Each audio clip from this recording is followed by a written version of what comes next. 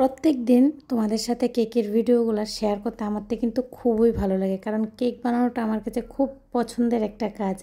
আমি মন থেকে কিন্তু এই কাজটা করি। তো সবারই একটা পছন্দের হবি থাকে, তো আমার এটাই কিন্তু আমার খুব পছন্দের কাজ। খুব ভালো লাগে আমার থেকে কেক বানাতে। তো আজকেও নতুন আরও একটা কেকের ভিডিও নিয়ে চলে এলাম আমি পিঙ্কি কেক অ্যান্ড কিচেন থেকে। আশা করি তোমরা সবাই খুব ভালো আছো। তো আমি অনেকটাই ভালো আছি। তোমাদের সবাইকে জানাই অনেক অনেক স্বাগত। তো প্রথম কিন্তু আমি কেকের মধ্যে ক্রিমটা দিয়ে ভালো করে ফিনিশিং দিয়ে দিচ্ছি, তারপরে আমি ডিজাইনে চলে যাব। আর আজকের কেকটার মধ্যে কিন্তু রোজ আছে, আর রোজের ডিজাইনটাও কিন্তু তোমাদের সাথে শেয়ার করব। যারা দেখোনি তারা দেখে নাও, আশা করি তোমরা বুঝতে পারবে, আর নেক্সট টাইম তোমরা চেষ্টা করলে নিজে বানিয়েও নিতে পারবে। তো আমার কেকের মধ্যে ফিনিশিং দেওয়া কমপ্লিট হয়ে গেছে। এখন দেখো আমি ইয়েলো আর হোয়াইট কালারের মধ্যে ক্রিম নিয়ে নিয়েছি, আর স্টার নজলের সাহায্যে নিচের বর্ডারটা কীভাবে দিয়েছি।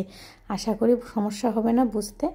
তো নিচের বর্ডারটা কমপ্লিট হয়ে গেলে উপরেও কিন্তু আমি সেমভাবে কিছু ফ্লাওয়ার বানিয়ে দেবো, আর চামচের সাহায্যে কিছু ডিজাইন করে দেবো।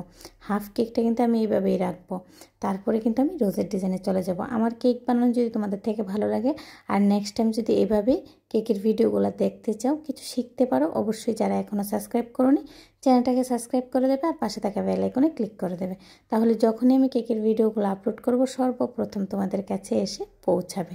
তো আমার ডিজাইন কমপ্লিট হয়ে গেছে, একটা রোজ কিন্তু আমি বসিয়ে দিয়েছি। আর এখন চলো কিভাবে আমি রোজটা বানিয়েছি সম্পূর্ণটা তোমাদের সাথে শেয়ার করব।